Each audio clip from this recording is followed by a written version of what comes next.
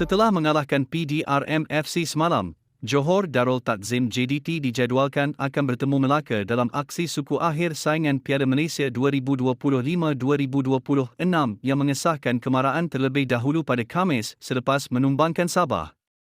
Juara bertahan, Johor Darul Takzim JDT mudah menempah slot ke suku akhir selepas menang tipis 1-0 menewaskan PDRM FC dalam aksi timbal balik pusingan 16 saingan Piala Malaysia di Stadium Sultan Ibrahim semalam.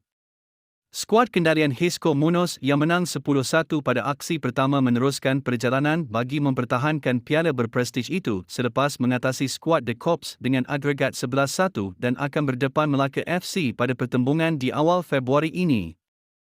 Bagaimanapun, aksi membosankan dipamer kedua-dua pasukan tatkala Harimau Selatan yang sudah mencipta kemenangan besar tampak gemar mengawal permainan dan jarang untuk melakukan percubaan sepanjang 30 minit permainan, malah skuad The Corps bermain secara berkampung di kawasan sendiri.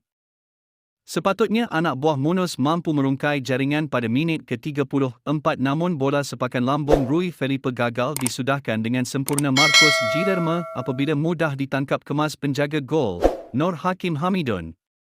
Malah pada minit ke-41, peluang terbaik untuk mencipta jaringan terlepas begitu sahaja apabila bola sepakan lintang Yago Cesar menyaksikan Nacho Mendes bertindak menanduk bola, tapi Noh HKM sudah bersedia menangkap bola bagi mengelak gawang diborosi. Bersambung babak kedua, asakan bertubi-tubi JDT masih belum mampu menewaskan Noh HKM yang begitu ampur mengawal gawangnya pada minit ke-51 selepas menepis bola tandukan pemain gantian Jairo da Silva yang menerima bola umpanan Jonathan Silva. Selepas menanti sehingga minit ke-66, akhirnya gol yang dicari-cari menjelma buat JDT apabila bola umpanan Cesar tepat kepada Jairo yang kemudian menolak bola untuk Tito Martin melakukan penyudah menewaskan Noh HKM untuk meletak Harimau Selatan mendahului 1-0 dengan agregat 11-1.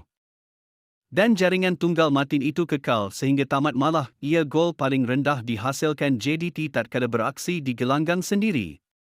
Untuk perlawanan seterusnya menentang Melaka FC, JDT masih tetap diunggulkan untuk mara ke babak berikutnya, mengingat September lalu JDT membelasa Melaka FC dengan skor 7-1. Akhirnya sekian informasi kami buat, semoga bermanfaat. Jangan lupa subscribe.